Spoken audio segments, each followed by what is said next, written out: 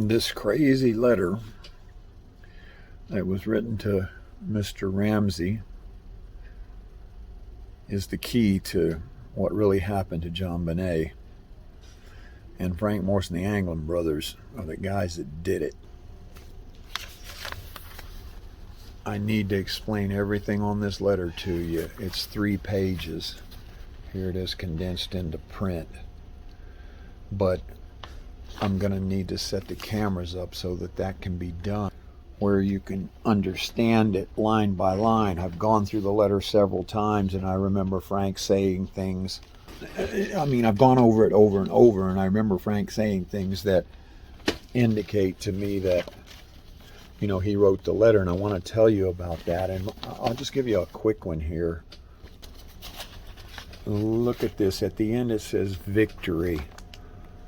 Okay, and if you look at the VI, they're separate from the rest of the word. VI, victory, I. And on top of that, Frank liked to think he was victorious, and he really was. But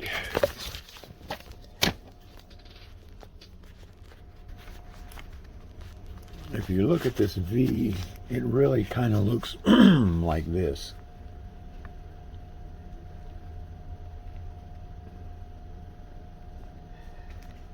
Kind of like a Zodiac killer symbol. The Z, the L for Lee, the L for Lee over here, and then the little I, which makes Frank,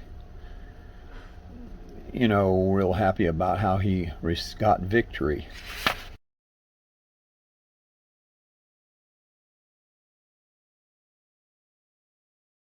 And that's just the signature at the end.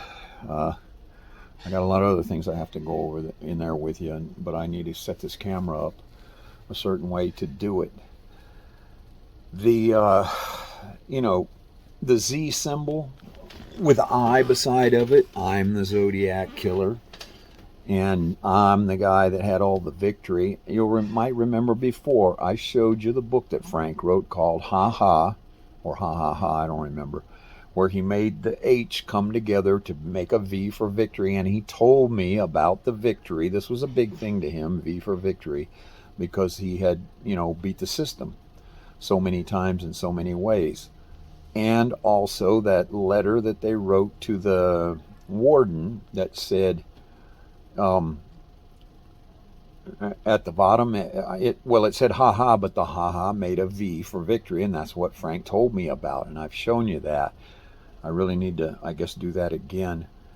But this all points to Frank Morse before I even get started on the letter. That's the best I can do for you right now. I'm going to have to set up the camera because I really want the detail on this.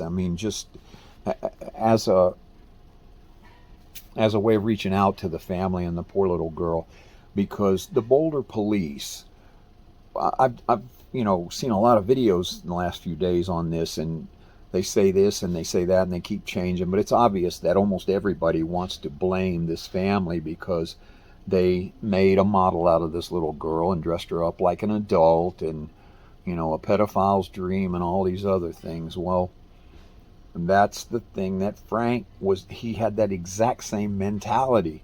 He hated, but his was so beyond reality that he hated it so much he wanted to kill her for it and make her parents pay for it, which is what the police department's doing. They just don't go to the murder thing. But I found one place that said that it was the only murder in Boulder, so that tells you that they're not really experienced in investigating murders. If that was true, it was mentioned once on one video that I watched about JonBenet Ramsey. So stick with me, and I'll get into part 3 where I actually do the letter. I'm not sure if I'll have to do it at home tonight or whenever I can have time to set up the camera so that you can see the letter, because there's so many details in there that Frank start out telling me whoever wrote this letter meant this and meant that, And then he would get to another part and say, when I said this, I meant what? And I'd go, you? What do you mean you? I thought you said. And he goes, oh, well, I mean, whoever wrote it, not me, but whoever wrote it. He would start in the third person and turn around and go into the first. And this is the way he typically did, which didn't make sense to me back then, but he did it so many times on so many different murders that I started to realize that, he's maybe not as wacky as it looks. He did these murders, and once he thinks that he's got me calmed down, he starts telling it like it really happened. But, this was a really unfortunate one, and I've already told you that the tough part about it is trying to figure out, what type of abuse the poor little girl had to undergo, because these guys were capable of certain things and not capable of other things. There were, I think somebody said 20-something registered sex offenders within, so many square miles or blocks of their house that, like they're trying to indicate that any of them could have been involved in it. Well, they could have, but I'm pretty sure registered sex offenders are going to have their DNA on file. And one of the things that lends to Frank Morris and the Anglin brothers is that the DNA they found, which at least one video says it was 3 men's DNA that they found on JonBenet's clothing, was not in any national database. Well, that's Frank Morris and the Anglin brothers. Their DNA is all over all kinds of Zodiac killer evidence, but I don't think they've ever tested it and put it in a national database. I could be wrong. I don't know. That's something I haven't been able to find out. But it's something I've been saying for years. If they would go just get D.B. Cooper's cigarette butt that they've got and do a DNA test on it and compare it to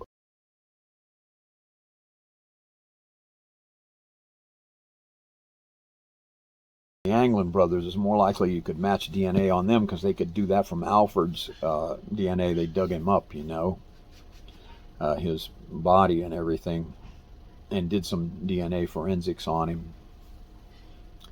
Let me see if I can't get this camera set up so I can show you this letter. It's pretty important. I want you to know about it, and I want the Ramsey family, John Ramsey, unfortunately his wife is gone. I saw a video that had 4 guys on there, and 3 of them were trying to say that she was guilty because of the way she talked during the call to 911. Well, she didn't sound guilty to me. She sounded like a lady that was a little bit, suffering from anxiety maybe, and was panicking because she couldn't find her daughter. And my understanding, she found the ransom note first and read it. So imagine how panicked you would be if you have a ransom note that says, if you try to contact the police, we're going to cut your daughter's head off. Now you don't know what to do. She wanted to call the police, and I'm thinking she's going, I can't, I should, what do I do? And her husband's going, I don't know, Patty. And finally she just picks up the phone and calls them, and then she's in panic mode. Blaming this family for killing this little girl is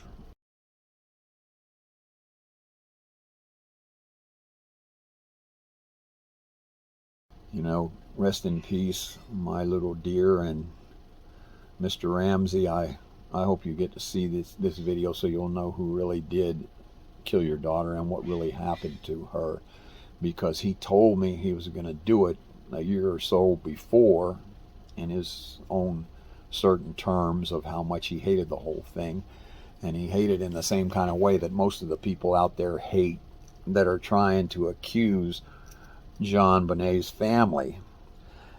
And he also told me after it was over, I saw him again in Mexico City, and he said, did you hear what happened to JonBenet Ramsey? That little girl that went around dressing like an adult. Her parents dressed her up and made her look like a star or a beauty pageant queen or whatever. He just couldn't stand any of that. And I actually saw a video where a lady was on there talking about JonBenet Ramsey, and she talked exactly like Frank Morris. She obviously doesn't seem like the type of person that could kill somebody, but she has that hatred in her heart, and that's what's causing these kind of things. Oh, God. Well, I'll do what I can to get you a video on that ransom note that was written to the Ramsey family. Just stick with me.